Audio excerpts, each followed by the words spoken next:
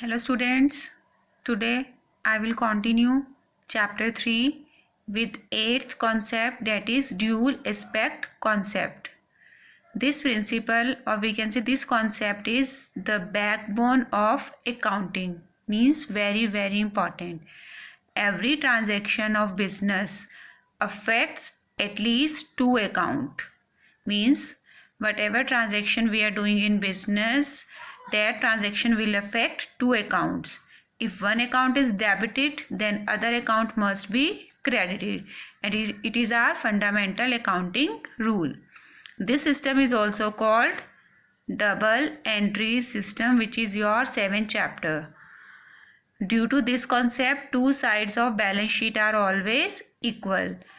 Balance sheet shows financial position of our business. Balance sheet consists assets and liabilities, and at the end total of balance sheet means total of assets and liabilities are always equal. So both sides are equal due to dual aspect and give rise to basic accounting equation, that is our assets are always equal to liability plus capital, and this fundamental equation is related with chapter 6 basic accounting equation, means our assets are always equal to liabilities plus capital. So dual aspect says that every transaction affects at least two accounts. If one account is debited, then other account must be credited. For example, if we are paying cash to Hari, then two affected accounts are Hari account and cash account. Clear? We will learn it in detail later on.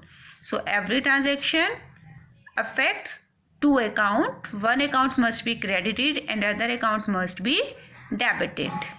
Clear? Dual aspect concept. Now the next concept is revenue recognition concept. Revenue means income from sale of goods and services. Clear? You all might be aware now with the meaning of revenues. Revenue means income. Revenue means amount received from sale of goods and services. So revenue means sale of goods or providing services.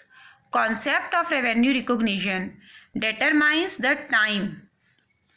Here main is the time in which revenue is generated, and revenue is generated when the ownership of the goods has been transferred to purchaser and purchaser is legally liable to pay the amount. It is just equally to accrual concept. You all have learned accrual concept. This is similar to accrual concept.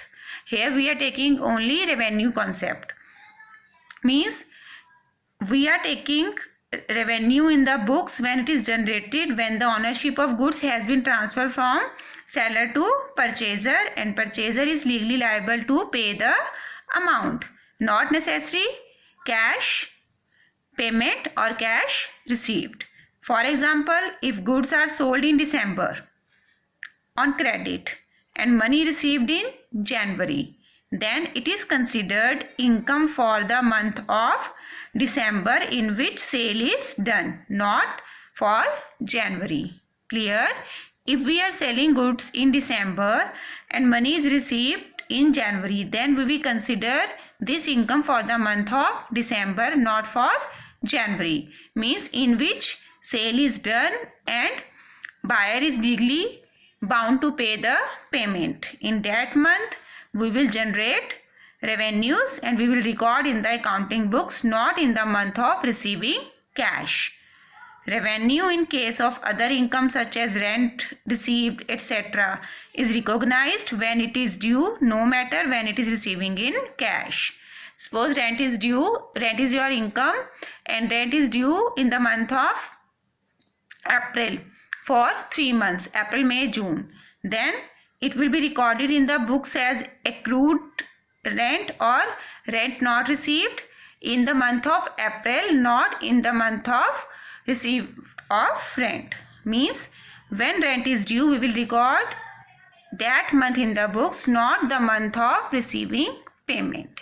Clear? This is almost similar to accrual concept, as and when transactions occur, we will record in the accounting books no matter whether cash is paid, no matter whether cash is received. Clear? Revenue recognition concept: as soon as sale is made, it will be recorded in accounting books no matter whether cash is received or not.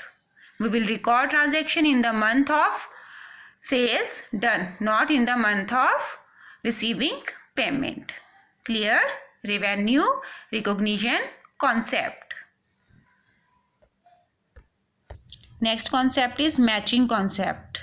Matching means, in short we can say, matching means when we are matching our expenses with revenues, then it is matching concept. Means we must match the revenues of a particular period with expenses of that particular period. Means if we are taking revenues in account, we are taking revenues in consideration, we are thinking about revenues, then we have to deduct expenses for earning these revenues from these revenues, so that we can find out actual profit and loss of our business. What is profit? Profit is the excess of revenue over expenditure. Means when our revenues are more than our expenses, then it is a situation of profits. To find out the profits of business, businessman must identify the revenues. First of all, businessman must identify the revenue, then compare the revenues with expenses related to earn that revenue. Means the expenses incurred to earn the revenues must be deducted from revenues to find out actual profit and loss of the business. If we are taking only revenues into account and not doing any treatment of expenses, then is it our actual profits? No. These are only revenues and we have not deducted if expenses from it, then it is not our actual profit. For calculating actual profit of the business, we have to deduct expenses which were related to earn that revenue must be deducted from revenues. Only then businessman can find true profit or loss of the business. Clear? Matching concept. I am repeating. Matching concept means if you are taking into account revenues of a particular period, means revenue means sale of goods and services. If you are taking revenues into account, then you have to also take expenses of that particular period, and those expenses should be deducted from revenues to find out income, to find out profit or loss of the business. If we are taking only revenues and there is no treatment of expenses, then this is not our actual profits. For calculating actual profit, we have to match our expenses with our revenues, and these expenses should be deducted from revenues. Clear? Matching concept. Our next concept is objectivity concept. According to this concept, transactions recorded in accounting books should be free from personal bias of accountant who prepares the account. Personal bias means impartial. Our accounting records must be impartial. This is possible when each transactions are supported by verifiable source documents and vouchers. What do you mean by source document?